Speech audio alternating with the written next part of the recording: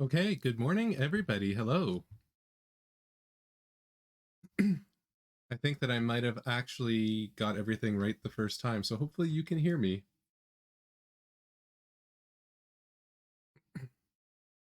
I guess good afternoon for some of you.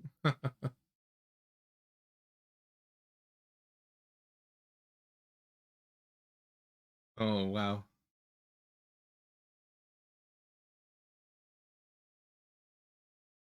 Good morning, good afternoon, wherever you are. It's definitely morning for me. I was definitely out late last night and I look awful. So, what a perfect time for us to start doing some looks at 4.7 in Foundry. I'll clear this one off for now. So this has a lot of little changes as opposed to our last one, which was immunities, was weaknesses and resistances, and that was a pretty big focus. This change has a lot, or this update has a lot of changes. I'm definitely not going to go through them all, but I'm going to highlight some of the really, really cool ones. I will encourage you to read the patch notes. This should be out a little bit later today. I do want to start off by saying thank you to the community. A lot of people have gone and bought the Paizo Humble Bundle, which first Humble Bundle with a Foundry VTT key is sort of the premier item. Every time that Paizo does one of these Humble Bundles, they always have one thing that's like their big ticket item.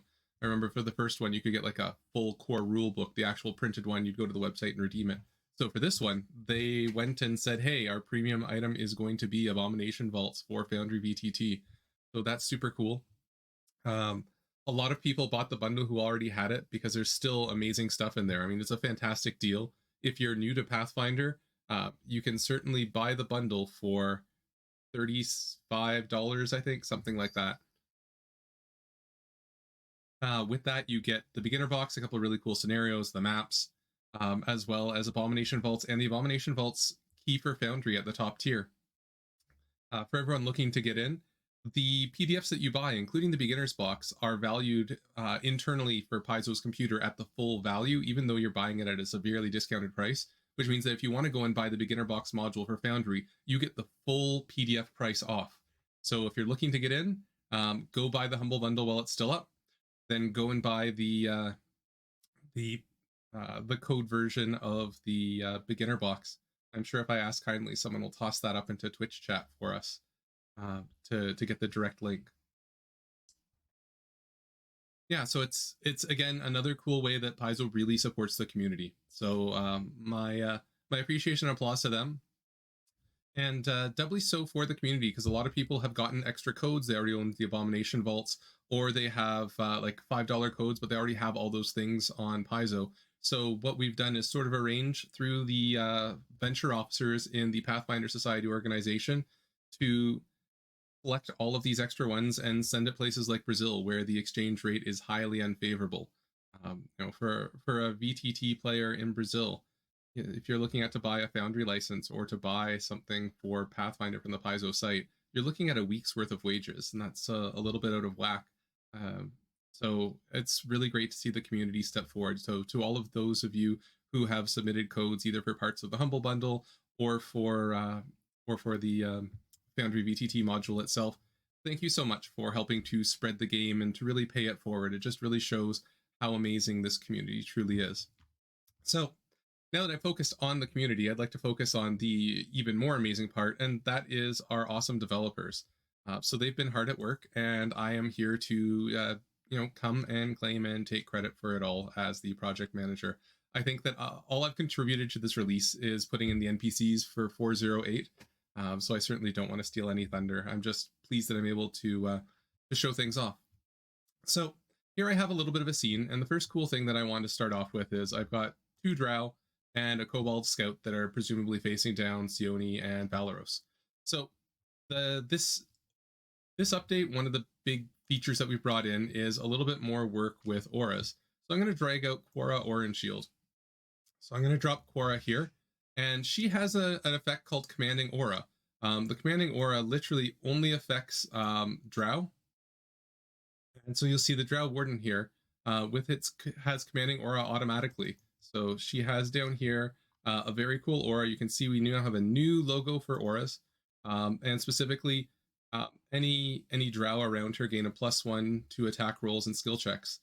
So our Drow Warden automatically has the +1 to skill checks. So there you go, commanding aura +1, and to attack rolls as well, commanding aura +1. So that's something cool that's in. It now affects enemies, allies, and friends.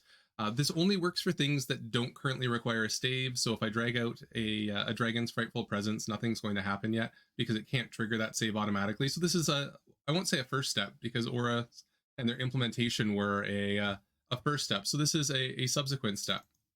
So characters with the specific traits get it. Things like the Cobalt Scout here, who's humanoid and kobold. If I look at them, they don't get that bonus. So very cool thing that the auras can do. And of course, if she goes away, the effect goes away as well. So expect more of this to come, more system automation. You'll notice that it doesn't tie itself to a secondary thing, so you don't get the doubling up. You can also set this so that it affects the owner as well. Let's see if I can do that quickly. I think I've got it all turned on.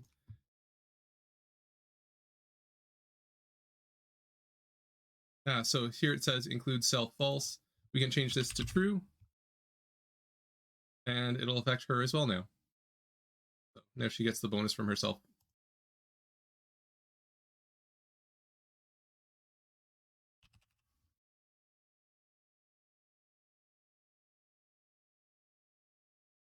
Oh, let's strike out a new copy. So that's one of the really cool new things.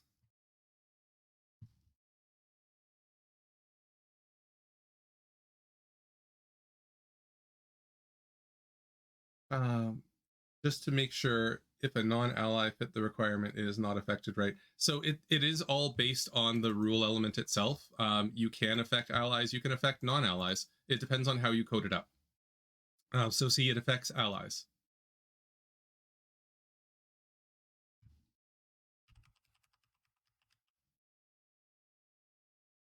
I think I can move her out of range.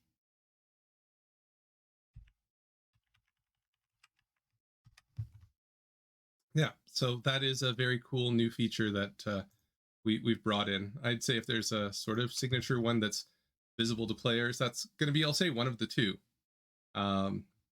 Another one that we have common problems is people dropping spells in the wrong place. So for some reason, let's say Sione is going to multi-class into I don't know, Bard.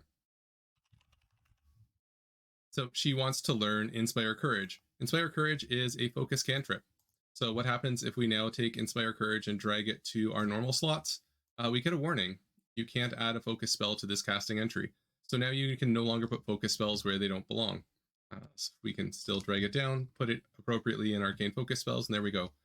So now we have Inspire Courage all set up. One that I think people will like in the Compendium Browser, if we go to Equipment, you'll now see the levels for the equipment will be shown. So that's a nice little quality of life feature.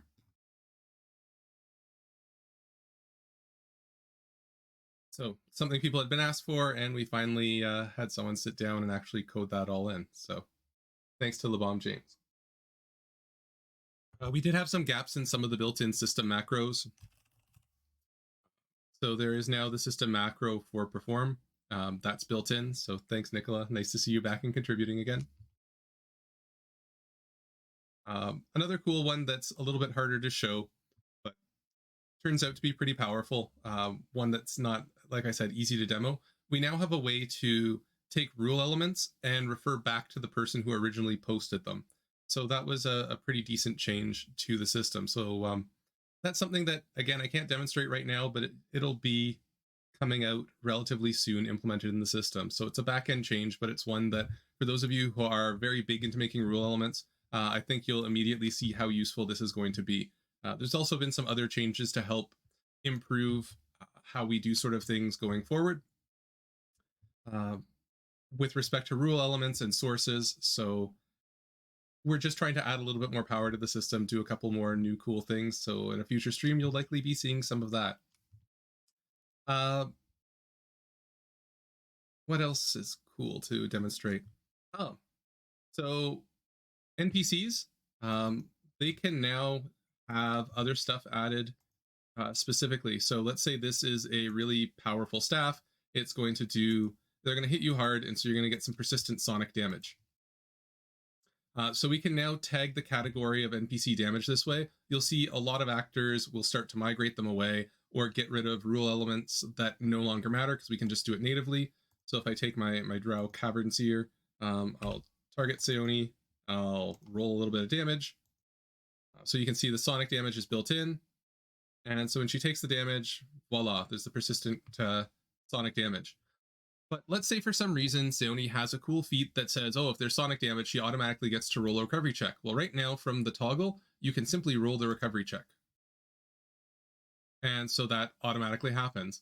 But let's say this is weird. I can left click on this and bring up the toggle. And in reality, this is actually like a DC 5 flat check. So I can change that right in. And then I can just roll my recovery check again. And, oh, look, natural 20, I succeeded. And it goes away. There's 1d4, DC 5. So makes the workflow for persistent damage a lot nicer. So that one I'll give lots of credit to Soup for, because that's kind of cool.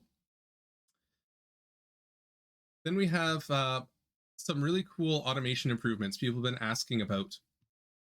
So Valeros here, I've upgraded him. He is, like most fighters, actually a pick fighter, not a sword fighter. So I reset him to have weapon mastery for the pick. I've also taken his weapon and added on a Grievous rune. So it's a +1 striking Grievous pick. So the Grievous rune adds additional effects. So if I target someone and then I roll my critical damage, you'll see that all the specialization is added on. All of this is now supported based on damage dice. So pretty big backend update to help to implement some of the other runes that we just haven't quite had the time or capabilities to. Like I said, there's a lot of stuff in the back end. Definitely check out the patch notes to see if there's something useful. But if you happen to be using a Grievous rune, now is the time to sort of go. So that supports both picks and darts.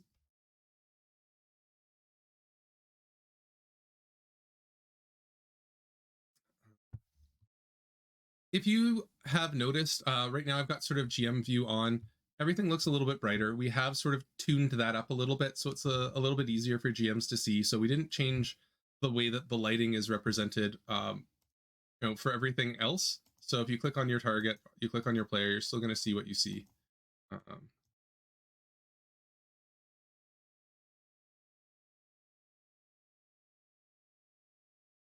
But for the GM vision is now significantly improved, much easier for you to hopefully see a little bit. Let us know if you like the change. I want to say the other big one I want to get to last. Oh, well, that's all sort of built in.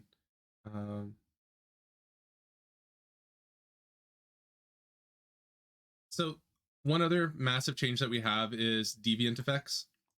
So this shows off a couple of really big things. So here I have an actor. I've given them the troll deviation. So they have bone spikes, Titan swing, and then awaken and greater awaken powers. So turn Titan swing off to start. So bone spikes. First thing, we need to put the effect on ourselves. So we drag it in. Hey, look, we've got our bone spikes. So I can roll my strike. And you'll notice here that the strike, sweep, unarmed, versatile, but one of the deviant abilities is to be able to extend the bone spikes, and now I roll, and you'll see that we'll now have the reach modifier.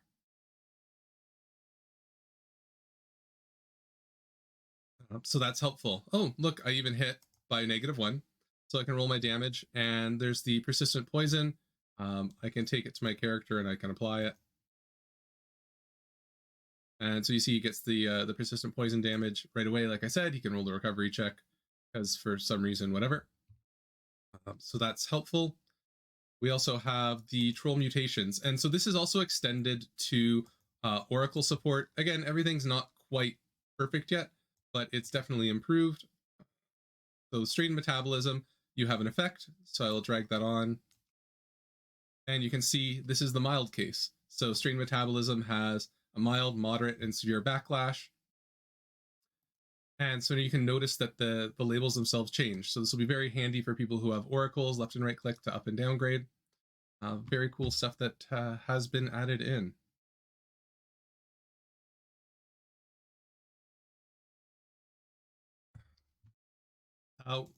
I don't have it toggled on. I guess I can switch it over. But the one thing that will make many people very, very happy is we put in the extra work and we can now double the dice. So now when Valeros rolls the crit on his awesome pick, we can just throw a whole whack more dice out there. And so it'll roll the 4d10 instead. And I want to say that this works with critical immunity. I haven't actually checked this. This will be fun.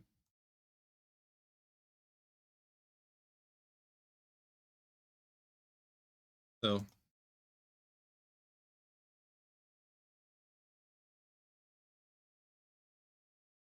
no, it doesn't look like we've sorted that out. If I update, should I disable the persistent damage module? Absolutely yes. You definitely do not want the persistent damage module on anymore. Are there options for alternate alignment damage rules? I don't think that we've got that one quite in. Where is this map from? Oh, I think this is one of the Forgotten Adventures maps, one of the premium content map packs.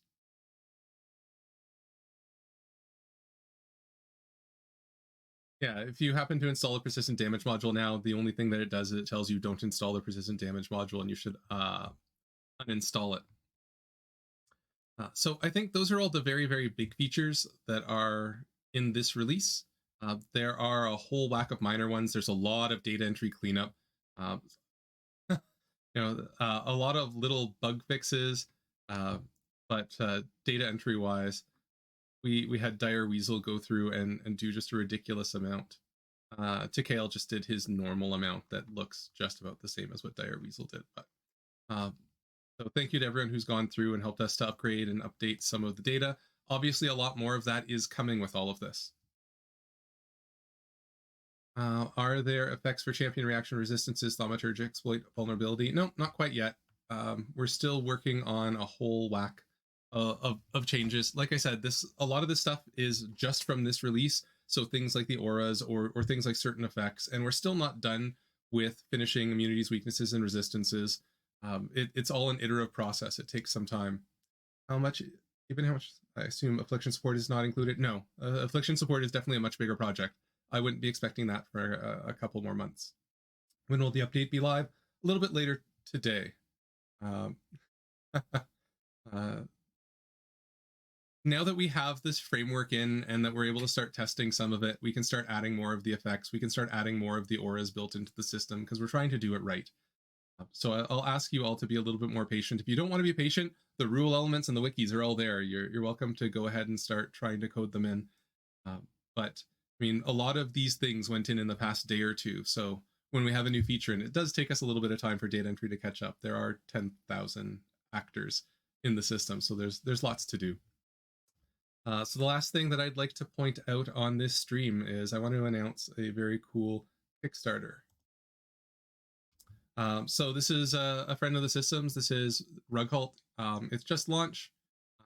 It's the Goddess and the Fox. So feel free to go and visit his Kickstarter. Check it out. It will be Pathfinder compatible as well as compatible with 5e and 3.5. It's really nice to see that he's trying to push more into Pathfinder 2nd edition. So if this sort of adventure seems of interest to you, go and take a read. And, it's always nice to support members in the community. Plan to rework familiars in the future? Yep. I cannot be patient. I lack the ability to. It wasn't part of the character creation. Lovely. Will this update be compatible with PF2 modules already installed, or is it better to wait for them to update too? I don't know that I necessarily understand the question. A lot of stuff is all tied in, so unless there's something specific that a module does that's impacted by this isn't a major change. This isn't a Foundry core change. This is just us updating the system and adding features. I haven't tried it out with a ton of modules. You can ask around, you can check, but I don't think there's anything particularly breaking in here. The only stuff that really would have broken is not even the effects modules. I think extempore effects is probably fine, but like persistent damage wouldn't be useful, but we sort of do that in concert anyways because it's one of the modules managed by the system. One thing you need to remember about modules in this system is that a lot of the modules that are considered core or necessary or add features, they're maintained by the system developers themselves. We just have them in modules because they're not ready to go in the system, or we want to do it in the system in a better way. And that way we don't have technical debt or legacy code, or we have to support something that's all stuck. We can just sort of rip off the Band-Aid and say, hey, the module doesn't work anymore. But we know that we've ported everything over to the system because the system developer who made the module is now the one who's added that function to the system. Is Rune overhaul still in the works? Yes, it's still in the works. I know that Shark wanted to have it done for the end of January, but immunities, weaknesses, and resistances took a little bit longer. It's still definitely planned. It's still in the near future. So we're hoping that that comes out. What it'll look like right now, we don't know. The best way is to always update right before the session. Yeah. The last thing that I'll mention on the stream before I head off for the day, because it's already a little longer than I wanted it to run, is that for one of the rewards this year for ExtraLife, we don't know quite how to set it up yet, but based on how successful IWR and then the rune thing was, we'd like to put out sort of tiers. But the idea will be, instead of saying, oh, well, at $1,000 we'll do this, at $2,000 we'll do this, we're going to figure out how much effort a certain thing is. And then when you donate, you can say, I want it to go against this thing, sort of like a choose your own feature, and we'll sort of implement them in that orders. So if each feature costs $1,000, the first one that hits $1,000 of donations will be put in the list. And I don't know, maybe we'll say if all of a sudden the second one, or the second one and third one gets picked, but the third one all of a sudden people decide they really want, and they can bump it up the priority list. We're going to do something cool like that. We haven't worked it out. Any ideas that people have, we'd love to hear it. The ExtraLife website, I don't think will support this, so we'll have to figure out some way to do it. It'll likely be a lot of manual work on my side, but if it's all for charity, I'm happy to do it. With that, I think that's what I've got to explain for 4.7. So happy gaming, and if anyone has any questions or runs into any problems, come find us all on the Discord. So thank you and have a wonderful weekend.